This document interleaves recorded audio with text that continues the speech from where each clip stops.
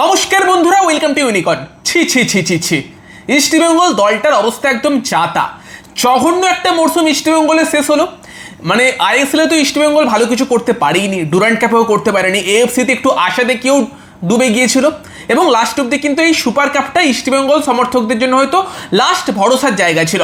লাস্টবার East Bengal super কাপে champion ছিল এবং আজকের আগে পর্যন্ত তারা বলতে পারতো যে আমরা defending super cup champion. But এই মরশুম প্রথম ম্যাচেই সুপার কাপ থেকে ছিটকে গেল ইস্টবেঙ্গল। এবং লাস্ট মরশুম কিন্তু এটাও মনে রাখতে হবে যে সুপার কাপে কিন্তু অনেক টিম তাদের সেরা ভারতীয় ফুটবলারগুলোকে পায়নি, সেই সময় ইস্টবেঙ্গল চ্যাম্পিয়ন হয়েছিল। আর এই মরশুম যখন সব টিমেরা নিজেদের সেরা দলগুলো নিয়ে সুপার কাপে নামছে একমাত্র মোহনবাগান ছাড়া, সেখানে ইস্টবেঙ্গল কী করে সেই দিকে নজর ছিল এবং আমরা ডার্বি দেখতে পাই কিনা সেই দিকে নজর ছিল। কারণ যতই মোহনবাগান নিজেদের একটু দ্বিতীয় সারির দল না পাক, ডার্বি তো ডার্বি, সেটা তো আমরা বাঙালিরা এনজয় করবোই করবো। বাট না, ইস্টবেঙ্গল সেই আশা রাখলো না। মোহনবাগান চার্চিল ব্রাদার্স না খেলায় ডাইরেক্ট পরের রাউন্ডে পৌঁছে গিয়েছে এবং আজকের ম্যাচটা যে দল জিততো সেই দলের সঙ্গে মোহনবাগানের খেলা হওয়ার কথা ছিল। এবং আজকে কিন্তু একটা জঘন্য ম্যাচ খেললো ইস্টবেঙ্গল, কেরালা ব্লাস্টার্স এফসির কাছে 2-0 হারলো এবং মোহনবাগান কিন্তু তাদের প্রথম ম্যাচ খেলবে একদম ডাইরেক্ট কোয়ার্টার ফাইনালে কেরালার সঙ্গে। মোহনবাগানের স্কোয়াডে কারা কারা আছে সেটা তোমাদেরকে ভিডিওর পরবর্তী অংশে জানিয়ে দিচ্ছে। বাট ইস্টবেঙ্গলের এই ম্যাচ নিয়ে কথা বলতে হলে একটাই কথা বলতে হয়, স্কোর লাইন দেখতে পাচ্ছ 2-0, বাট এই স্কোর লাইন দেখে কিন্তু ম্যাচটাকে জাজ করতে পারবে না। নর্মালি যদি দুটো দল খুব ভালো খেলে এবং একটা দল এই টাইপের 2-0 হারে, তখন আমরা এই কথা বলি যে একটা দল গোল করতে পারেনি তো কি হয়েছে, তারা দুরন্ত খেলেছে। বাট আজকে 2-0 স্কোর লাইনটা ইস্টবেঙ্গলের জন্য অনেক রেসপেক্টফুল। এটা 5-0 6-0 যে কোনো কিছু হতে পারতো, যে লেভেলের ফুটবল ইস্টবেঙ্গল খেলেছে। মানে ইস্টবেঙ্গলকে দেখে মনে হলো 11টা প্লেয়ারকে নামিয়ে দেওয়া হয়েছে যাদের কোনো খেলার ইচ্ছা নেই, যা হোক করে হেরে বাড়ি যেতে পারলে তারা বাঁচে। উল্টো দিকে কেরালাকে প্রপার একটা দল লেগেছে, তারা অ্যাজ এ টিম খেলেছে, ডিজার্ভিংলি জিতেছে। তোমার নোয়া সাদোইকে আটকানোর কোনো উপায় ছিল ইস্টবেঙ্গলের কাছে? মনে হচ্ছিল যেন নোয়া সাদোইয়ের সামনে 10-12 বছরের কয়েকটা বাচ্চা ছেলেকে নামিয়ে দিয়েছে। যেরকমভাবে পাচ্ছে নোয়া কাটিয়ে বেরিয়ে যাচ্ছে, অ্যাসিস্ট করছে, কখনো স্কিল দেখাচ্ছে, কখনো দূর থেকে একটা দুরন্ত গোল করে দিচ্ছে, কেউ ব্লক করছে না, সল ক্রিস্পো দাঁড়িয়ে দাঁড়িয়ে হাই তুলছে। কি ঝাতা খেলা ভাই ইস্টবেঙ্গলের। এবং আমি মানে কি বলবো যে প্রথম 30 মিনিটের মধ্যেই কেরালা 3-0 এগিয়ে যেতে পারতো। ইস্টবেঙ্গলের জন্য ভালো ব্যাপার এটা যে জেসাস টিমনেজ কেরালা স্ট্রাইকার, তার যে কোয়ালিটি সেই কোয়ালিটির ধারে কাছে ছিল না। নয়তো প্রথম 30 মিনিটে জিমনেজি হ্যাটট্রিক মেরে দিত, নোয়ার হয়তো হ্যাটট্রিকের অ্যাসিস্ট হয়ে যেত। মানে যাতা খেলেছে ইস্টবেঙ্গল। এবং সেই জায়গাতে দাঁড়িয়ে মরশুমের শুরুতে ইস্টবেঙ্গলের এটা আনন্দ ছিল যে আমরা আনোয়ার আলীকে পেয়েছি, আনোয়ার ট্রফি জিতেছি। But at the end of the মরশুম মানে আনোয়ার কি আদৌ ইস্টবেঙ্গলে পজিটিভ ইম্প্যাক্ট দিয়েছে? কারণ সেরকম তো পজিটিভ বলার মতো কিছুই করেইনি, গুরুত্বপূর্ণ সময় ছিটকে গিয়েছে, মাঝে মধ্যে ভালো ডিফেন্স করেছে। তবে আজকের ম্যাচেও কেরালাকে প্রথম যে গোলটা কেরালা করলো সেখানে আনোয়ার আলী পেনাল্টি গিফট করে, নোয়া সাদোইকে ফাউল করে এবং পেনাল্টি থেকে জেসাস টিমনেজ কিন্তু পেনাল্টিও মিস করে দিয়েছিল। বাট প্রোপসুগন গিল প্রথমটা ভালো শেপ করলো, লাইন থেকে আগেই বেরিয়ে এসেছিল, ফলে রিটেক হয় এবং রিটেকে কিন্তু জেসাস টিমনেজ গোলটা করে দেয়। উল্টো দিকে ইস্টবেঙ্গলের কথা বললে একবার বোধহয় তোমার ডিয়ামেন্টাকোসের কাছে সুযোগ এসেছিল, একবার একটা সেলিস দূর থেকে শট মেরেছিল, আরেকবারও একটা সেলিস শট মেরেছিল, আর একটা ভিজনু শট মেরেছিল যেটা পোস্টে লাগে। অন টার্গেট গোলকিপারকে দিয়ে বিশাল কি কিছু সেভ করিয়েছে মনে পড়ছে না, যতটুকু দেখেছি মাঝে মধ্যে আমি আইপিএলও দেখছিলাম, করিয়ে থাকলে মনে পড়ছে না। বাকি তো সেই জায়গাতে দাঁড়িয়ে কেরালা অনেক বেটার সাইড ছিল। সেকেন্ড গোলটার ক্ষেত্রে তো যেটা সেকেন্ড হাফে হয়, নোয়া সাদোই দূর থেকে একটা অনবদ্য গোল করে, ব্রিলিয়ান্ট স্ট্রাইক, যে লেভেলের আর কি পাওয়ার দিয়েছিল আলাদাই, আর কেউ মার্ক করছিল না। সল ক্রেসপো আদেও ফিট নয় বোধ হয়, জাস্ট নামতে হয় তাই মাঠে নেমেছে, কখন বাড়ি যাবে সেই আশায়। এবং সেখানে কিন্তু নোয়া সাদোই যে হিটটা নিল কেউ ব্লক করছিল না এবং দুরন্ত একটা গোলে কিন্তু 2-0 করে, সেখান থেকে ম্যাচ শেষ।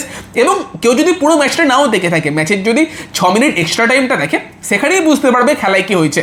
ইস্টবেঙ্গল একটা বক্সের সামনে ফ্রি কিক পায়, নন্দা কুমার বোধহয় নেয়, মানে ফ্রি কিকটা এইভাবে বেঁকে গেল এবং তার পরপরে উল্টো দিকে তোমার নোয়া সাদোইকে যেরকম মিস্টেক করে তোমার নিশু কুমার বল দিয়েছিল। ভাগ্য ভালো যে নোয়া ওখান থেকে গোল করতে পারেনি, নোয়ার যে কোয়ালিটিতে ফুটবল আজকে খেলছিল ওখান থেকে গোল করা উচিত ছিল। ওইটুকুতেই বোঝা যাবে যে ইস্টবেঙ্গলকে খেলেছে। এবং সেই জায়গাতে দাঁড়িয়ে অস্কার ব্রুজন কোনোভাবেই এই হারের দায় এড়াতে পারবে না, যা তার স্ট্র্যাটেজিতে খেলাচ্ছিল, এতদিন ধরে প্র্যাকটিস করছে, কি প্র্যাকটিস করিয়েছে কিছু বুঝতে পারলাম না।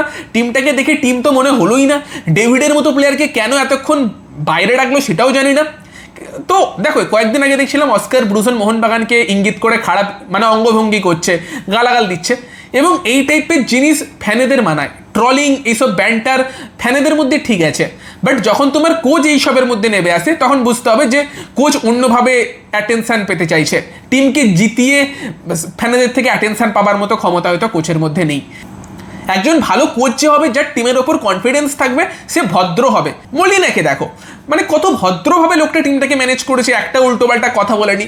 আর সেখানে অস্কার ব্রুজন কি সব যাতা চিপ, মানে কি বলবো, যে অঙ্গভঙ্গি করছিল, সেই জায়গাতে দাঁড়িয়ে সেই কার্লেস কোয়াদ্রাস টাইপেরই কিছুটা ব্যাপার স্যাপার দেখছি। তার মধ্যে কোয়াদ্রাস তো তাও সুপার কাপ জিতিয়েছিল, অস্কার ব্রুজন তো এখনো অব্দি যাতা। এর থেকে খালিদ জামিলকে কোচ করানো অনেক ভালো হবে। ইস্টবেঙ্গল টিমে প্লেয়ার আমার মনে হয় ভালো ভালো আছে, কিন্তু কেন জানি না ইস্টবেঙ্গলে গেলেই ভালো প্লেয়ারগুলো ভালো খেলতে পারে না। আনোয়ারকে দেখো, জিকসনকে দেখো, রিসেন্টলি কি হয়েছে ইস্টবেঙ্গলের আমি বুঝতে পারছি না। এবং এই সুপার কাপের জার্নিও কিন্তু এখানে শেষ হলো। মোহনবাগান তাদের প্রথম ম্যাচ কিন্তু খেলবে 26 তারিখ কেরালার এগেনস্টে। মোহনবাগানের কিন্তু বড় চ্যালেঞ্জ হবে, কারণ মোহনবাগান অবভিয়াসলি নিজেদের সেরা টিমটা নিয়ে যাচ্ছে না, এবং কেরালার এই টিমটা কিন্তু ভালো ছন্দে লাগলো। নতুন কোচের আন্ডারে কিন্তু মানে নোয়া সাদাইকে ভীষণ ভালো ছন্দে লাগলো। জেসাস টিমনের যদি নিজের ফর্মে থাকতো, যেটা বললাম যে 5 গোল 6 গোলও কিন্তু ইস্টবেঙ্গল খেতে পারতো। তো সেখানে অবভিয়াসলি মোহনবাগানের জন্য একটা বড় চ্যালেঞ্জ কিন্তু কেরালার এগেনস্টে এই ম্যাচটা হতে চলেছে। একবার চলো দেখে নেওয়া যাক যে মোহনবাগান কোন কোন প্লেয়ারদের সুপার কাপের জন্য রেজিস্টার করেছে। তোমাদের সেই আপডেটটা একবার দিয়ে দিই। তো সেখানে গোলকিপারদের কথা বললে ধীরাজ সিং, আর্স আনোয়ার শেখ এবং প্রিয়ান্স দুবে, তারা কিন্তু এই তোমার মোহনবাগানের স্কোয়াডে আছে। ডিফেন্ডার্সদের কথা বললে সেখানে কিন্তু আছে হচ্ছে রাজ ভাস্কর, নুনো রেইস, দীপেন্দু বিশ্বাস, আমানদীপ সিং, সৌরভ ভানুয়ালা, উমের মুথুর, রবি বাহাদুর রানা। মিডফিল্ডার্সদের কথা বললে সেখানে অভিষেক সূর্যবংশী, শাহাল আব্দুল সমাদ, আসিক কুরুনিয়ান, দীপক তাংড়ি, গ্ল্যান মার্টিন্স, শিবম মুন্ডা, তাইসন সিং, সন্দীপ মালিক, শিবাজিৎ সিং, পাসাং তামাং এবং টংসিন আছে। আর স্ট্রাইকারদের কথা বললে সেখানে কিন্তু সোহেল আহমেদ ভাট, সেরতো এবং তার সঙ্গে সালাউদ্দিন। তো এই প্লেয়ারগুলোকে মোহনবাগান রেজিস্টার করিয়েছে। তো এখানে অনেক আমরা ট্যালেন্টেড ইয়ংস্টারদের দেখতে পাচ্ছি, পাসাং তামাং, সালাউদ্দিন, টাইসন, সুহেল ভাট, অভিষেক সূর্যবংশীর মতো প্লেয়ারও বা দীপেন্দুর মতো প্লেয়ারও, তারা হয়তো রীতিমতো সুযোগ পাবে, তাদের দিকে নজর থাকবে। সঙ্গে শাহাল, দীপক তাংড়ি বা তোমার নুনো রেইস, আসিক কুরুনিয়ানের মতো প্লেয়াররাও আছে।